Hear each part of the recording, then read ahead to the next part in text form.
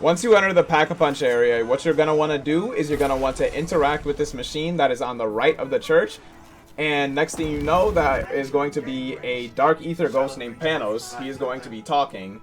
Once he's done talking, you're going to interact with the machine again. Once he's done talking again, what you're going to want to do is you're going to want to obtain the jet gun, either by the and go outside to the graveyard, the cemetery. And you're going to want to try to kill zombies under this Dark Ether Vortex until you see the Groundskeeper zombie.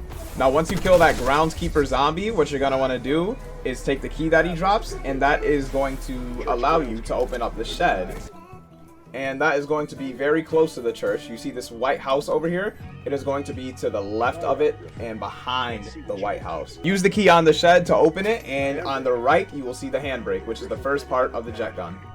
Secondly, you are going to want to go to this gardening shop, which is to the right of Speed Cola. And on one of these tables, there is going to be a water knob that you are going to want to take. Now, once you go to the bowling alley, you're going to want to go on the alley, and there is a little box. You can either melee or shoot it, and you're going to place the valve, and then you're going to interact. You have to continuously hold to interact with the valve until the timer is complete.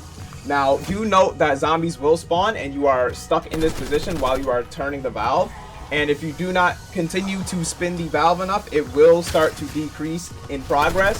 This is actually decently difficult in solo. You're going to want to use Energy Mine to help you out. You can get decoys or monkeys. That'll also help too.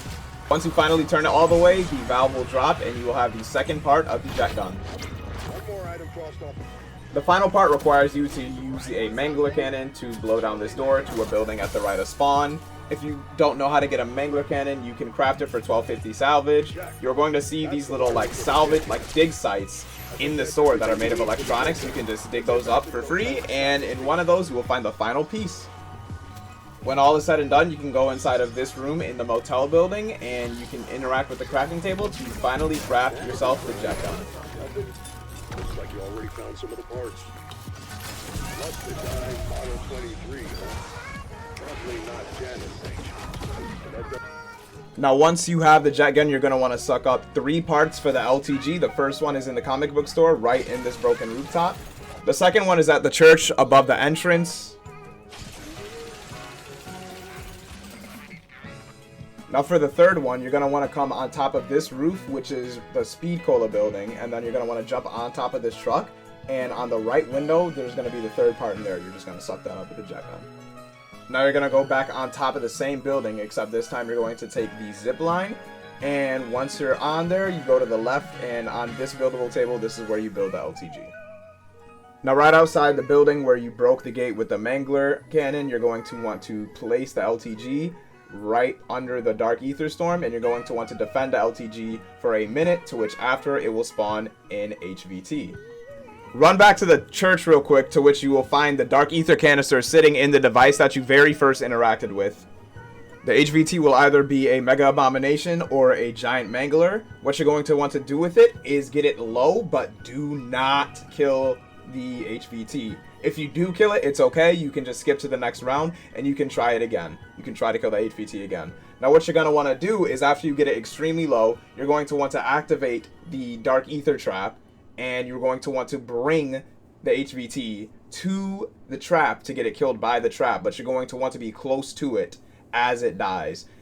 And you're also going to want to be holding the Dark Ether canister, so that when the HVT dies, the soul of the HVT gets sucked into the canister. Now once that happens, you're going to have 90 seconds to run back to the church and insert the canister back to where you first got it from. Now once you insert the canister on the left of the device, you are going to pull out the Strauss device that comes out of it. Now before the next step, make sure you go back to where you spawned the HVT, go to the LTG, and make sure you pick it up again so you can reuse it for the second step. Your first task is to go to between this area between the bowling alley and the church, where you're going to find this device. Now see if the background of the Strauss device is either green, yellow, or red. Now if it is yellow, you are going to make it yellow. However, if it is red, you are going to turn it green, and if it's green, you are going to turn it red. Now the second part is right next to the cabin. You're just going to make a right, and the second one will be right there. Do the exact same thing. And the third one is going to be at the LTG building, except you're going to buy this debris and you're going to fall down and it's going to be right there. If you do it correctly, it's going to be shooting out the purple essence. You're going to go to the spawn, basically the spawn, and it's going to shoot out a dark ether canister out of this device right here. And once you collect it, you are going to bring it to the dark ether vortex in the church and do the exact same step where you have to defend it for 60 seconds. An HVT is going to come out. You are going to get the HVT low but not kill it, and you are going to kill it with the trap while you are nearby with the essence. Now, once you insert the second canister, all that's left to do is a lockdown in the church area. Now, this is going to be pretty difficult, so make sure that you are set up with all your perks, all your weapons. Make sure you do have a good bullet weapon, as the elite enemies don't really take damage from the wonder weapon. The ray gun does just fine. But all you're going to do is you are going to interact with the machine again. You are going to be forced to do a lockdown in the church.